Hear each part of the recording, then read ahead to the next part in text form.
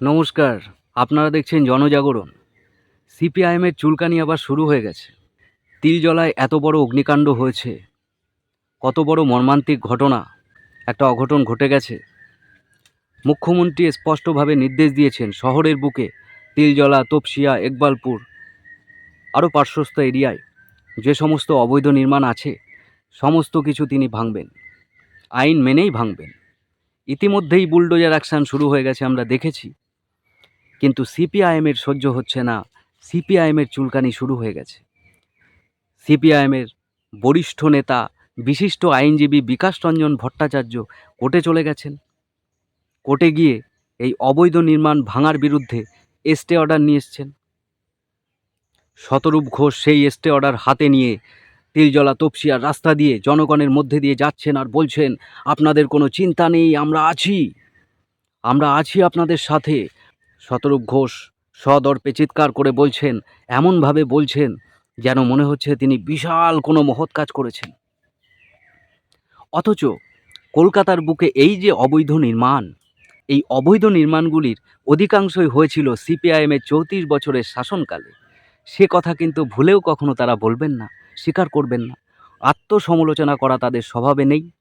তারা সবসময় বিরোধিতা করতেই ব্যস্ত।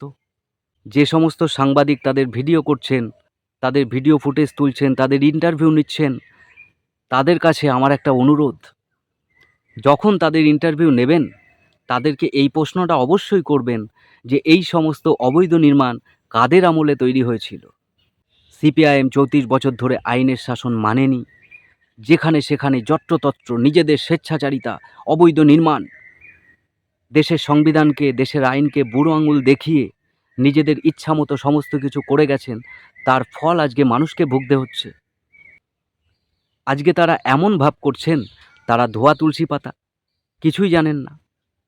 কোর্টে চলে যাচ্ছেন, কোর্টে গিয়ে স্টে অর্ডার আনছেন, মানুষের পাশে দাঁড়ানোর অভিনয় করছেন। আচ্ছা, আপনারা বলুন তো, শহরের বুকে যে সমস্ত অবৈধ নির্মাণ আছে সেই সমস্ত অবৈধ নির্মাণ ভাঙা উচিত কিনা? রাজ্যে আইনের শাসন প্রতিষ্ঠা হওয়া উচিত কিনা? সিপিআইএম, তৃণমূল কখনোই চাইবে না রাজ্যে আইনের শাসন প্রতিষ্ঠা হোক, কারণ তারা আইনকে বুড়ো আঙুল দেখিয়ে তাদের সময়কালে সমস্ত কিছু গাজোয়ারিভাবে নিজেদের স্বেচ্ছাচারিতা সমস্ত কিছু তাদের ইচ্ছামতো করেছে। দেশের সংবিধান মানেনি, আইন মানেনি। তারা মানুষকে ভুল বোঝানোর জন্য ব্যস্ত। রাস্তাঘাটে যেখানে সেখানে আপনি বেরোলেই দেখতে পাবেন আইন না মানার প্রবণতা। কেউ বাইকে যাচ্ছে, পেছনে 3 জন বসে আছে। যে বাইক চালাচ্ছে তার মাথায় হেলমেট নেই, যে পেছনে বসে আছে তার মাথায় হেলমেট নেই। অবাক কাণ্ড। আইন না মানাটা যেন আমাদের একটা স্বভাবে পরিণত হচ্ছে। এই আইন না মানার অভ্যাস সিপিআইএম তার 34 বছরের শাসনকালে রাজ্যের সাধারণ মানুষের মধ্যে সুকৌশলে এমনভাবে প্লান্ট করে দিয়েছিল, এমনভাবে অভ্যাস তৈরি করে দিয়েছিল, সেই অভ্যাস থেকে আজও রাজ্যের সাধারণ মানুষ বেরোতে পারেনি। রাজ্যের যেখানে যাবেন, রাস্তাঘাটে, শহরে, গ্রামে গঞ্জে যেখানে যাবেন সেখানেই দেখবেন কেউ আইন মানছে না, আইন মানবেও না। অভ্যাস সিপিআইএম তৈরি করে দিয়েছিল, অভ্যাস। পরে সেই অভ্যাসটাকে আরও বাড়িয়ে দিয়েছিল তৃণমূল তার 15 বছরের শাসনকালে। আজকে তাদের গায়ে ফোস্কা পড়ছে, তাদের আবার চুলকানি শুরু হয়ে গেছে। পশু বলি নিয়ে এত কথা হচ্ছে। সিপিআইএম, তৃণমূল মুসলমানদের একেবারে কাছের, এটা তারা প্রমাণ করার চেষ্টা করছেন। কিন্তু মুখ্যমন্ত্রী বা প্রশাসনের তরফ থেকে এই পশু বলি নিয়ে যে নির্দেশিকা জারি করা হয়েছে, সেই নির্দেশিকা মুখ্যমন্ত্রীর মন গড়া নির্দেশিকা নয়, সেটাও কিন্তু কোর্টের রায়। পশু বলি আইন, সেই আইনে কোর্টের রায়ে নির্দিষ্টভাবে উল্লেখ করা আছে পশু বলি দেওয়ার কিছু শর্ত। সেই শর্ত মেনেই আপনাদেরকে বলি দিতে হবে। প্রশাসনের তরফ থেকে এমনটাই জানিয়ে দেওয়া হয়েছে। শতরূপ ঘোষ হাতে স্টে অর্ডার নিয়ে সদর্পে বুক ফুলিয়ে মানুষের জনসমর্থন আদায় করার চেষ্টা করছে। তার মধ্যে হঠাৎ করেই তৃণমূলের কিছু লোকজন তারাও এসে শতরূপ ঘোষকে গো ব্যাক স্লোগান দিচ্ছে। ভেবে দেখুন, অর্থাৎ তুমি কার, তুমি আমার না তুমি আমার, এই প্রতিযোগিতা চলছে। অথচ দুজনেই কিন্তু সমান দোষী। এ বলছে ও চোর, এ বলছে ও চোর। তৃণমূলের সেই সমস্ত লোকজন চিৎকার করে বলেছে এই অবৈধ নির্মাণগুলি আপনাদের আমলে তৈরি হয়েছে। সিপিএমের লোকজন হয়তো ওখানে একটু কম ছিল, যে কারণে তারা এটা বলার সুযোগ পায়নি যে আপনারাও এটাকে প্রশ্রয় দিয়েছেন। রাজ্যের চারিদিকে যেভাবে অবৈধ নির্মাণ রয়েছে, প্রতি বছর খবরের চ্যানেলে আমরা দেখতে পাই কিভাবে অগ্নিকাণ্ড হচ্ছে চারিদিকে, কিভাবে নিরীহ মানুষ প্রাণ হারাচ্ছে, সেদিকে এদের কোনো নজর নেই, সে বিষয়ে এদের কোনো ভ্রুক্ষেপ নেই। এরা শুধু রাজনীতি করতে জানে। সরকার কোনো ভালো সিদ্ধান্ত নিলে সেই সিদ্ধান্তকে স্বাগত জানানোর স্বভাব এদের মধ্যে নেই, এদের ধাতে নেই। এরা জানে বিরোধিতা। আর সিপিআইএম এমন একটি দল, যে দলের নেতাকে, বিশিষ্ট নেতা আইনজীবী বিকাশ রঞ্জন ভট্টাচার্যকে গরুর মাংস খেয়ে প্রমাণ দিতে হয় তিনি ধর্মনিরপেক্ষ। এই মুসলিমদের ভয় দেখানোর রাজনীতি করে গেছে 34 বছর ধরে সিপিআইএম, আর বিগত 15 বছর ধরে তৃণমূল। তৃণমূল ভেবেছিল মুসলিম ভোট সব তার নিজের বাবার সম্পত্তি। তিনি তো একবার সাংবাদিক সম্মেলনে বলেও ফেলেছিলেন, যে গরু দুধ দেয় তার লাথি খাওয়াও ভালো।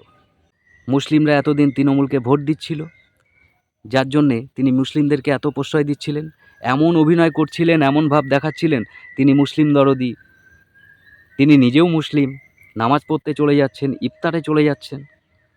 তারপর যখন দেখল যে হিন্দু ভোটও এক জায়গায় হচ্ছে, হিন্দুরা একত্রিত হচ্ছে, তখন আবার সেই মুসলমান সাজার ইচ্ছাটা তার হঠাৎ করে কমে গেল। তখন তিনি আবার হিন্দু সাজা শুরু করলেন। দীঘায় জগন্নাথ মন্দির করে দিলেন, রাজ্যের কোথায় কোথায় যেন মন্দির স্যাংশন করে দিলেন, ব্রাহ্মণ ভাতা চালু করে দিলেন। এবার তাকে প্রমাণ করতে হবে তিনি কত বড় হিন্দু, কারণ হিন্দু ভোট যদি এক হয়ে যায় তাহলে তার কপালে বিপদ। এবং এই দুদিকে খেলতে গিয়েই মমতা ব্যানার্জির যে বিপদটা হয়েছে, মুসলিমরাও কিন্তু তাকে আর পুরোপুরি বিশ্বাস করে উঠতে পারেনি। মুসলিম ভোটও অনেকটা ভাগ হয়ে গেছে আইএসএফের মধ্যে, সিপিএমের মধ্যে, আরও অন্যান্য দলের মধ্যে। তৃণমূলে একচেটিয়া যে মুসলিম ভোট পড়তো সেটা কিন্তু পড়েনি। তার ফল ভুগতে হলো মমতা ব্যানার্জিকে এই দুমুখো সাপের মতো খেলতে গিয়ে। যাই হোক, বিজেপি এইসব দুমুখো সাপ খেলে না। আর সিপিআইএম এরা তো আরও বড় দুমুখো।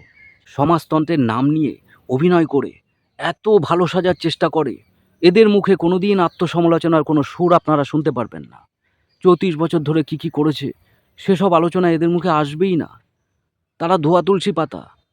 সাংবাদিকরা যদি তাদেরকে প্রশ্ন করে 34 বছরে ধরে ধরে যদি জিজ্ঞাসা করে 34 বছরে আপনাদের আমলে এটা হয়েছিল, এটা আইন মেনে হয়নি, এটা হয়েছিল, এটা আইন মেনে হয়নি, কি উত্তর দেবেন? কোনো উত্তর দিতে পারবেন না। সাংবাদিকদের এই সিপিআইএম নেতৃত্বের ধন্যবাদ জানানো উচিত। তাদের 34 বছরের অপশাসনকে চোখে আঙুল দিয়ে তারা দেখিয়ে দেয় না। কিন্তু আমি অনুরোধ করব, যখনই তাদের এই চুলকানি বাড়বে, অন্তত তাদের 34 বছরের শাসনকালের সেই সমস্ত অবৈধ কাজগুলিকে তাদের সামনে তুলে ধরবেন, জানতে চাইবেন যে আপনারাই তো এটা করেছিলেন, কেন করেছিলেন। যাই হোক, আশা করি তাদের শুভবুদ্ধির উদয় হবে। আর মুখ্যমন্ত্রী স্পষ্ট বলে দিয়েছেন, রাজ্যে আইনের শাসন প্রতিষ্ঠা করবেন, রাজ্যের মানুষকে আইন মেনে চলতে হবে। আমাদের আইন না মেনে চলার যে অভ্যাস তৈরি হয়ে গিয়েছিল এই সিপিআইএম এবং তৃণমূলের সুবাদে, সেই অভ্যাস কিন্তু আমাদের ত্যাগ করতে হবে। দেশের সংবিধান মেনে, কোর্টের রায় মেনে আমাদের চলতে হবে, একটা সুষ্ঠু পরিবেশ তৈরি করতে হবে। মুখ্যমন্ত্রী কিন্তু সেই শপথ নিয়েছেন। এখনও পর্যন্ত তিনি যেভাবে চলছেন, যা যা নির্দেশিকা জারি করেছেন, সমস্ত কিছুর জন্যে তাকে স্বাগত জানানো উচিত। খুব ভালো সিদ্ধান্ত নিয়েছেন। সবথেকে ভালো সিদ্ধান্ত, কোর্টের রায়গুলিকে কার্যকর করার নির্দেশ দিয়েছেন। আশা রাখছি ভবিষ্যতে তিনি আরও ভালো ভালো সিদ্ধান্ত নেবেন, আর ভবিষ্যতে সিপিআইএম এবং তৃণমূলের চুলকানি আরও বেশি বাড়বে। যাই হোক, ভালো থাকবেন। নমস্কার।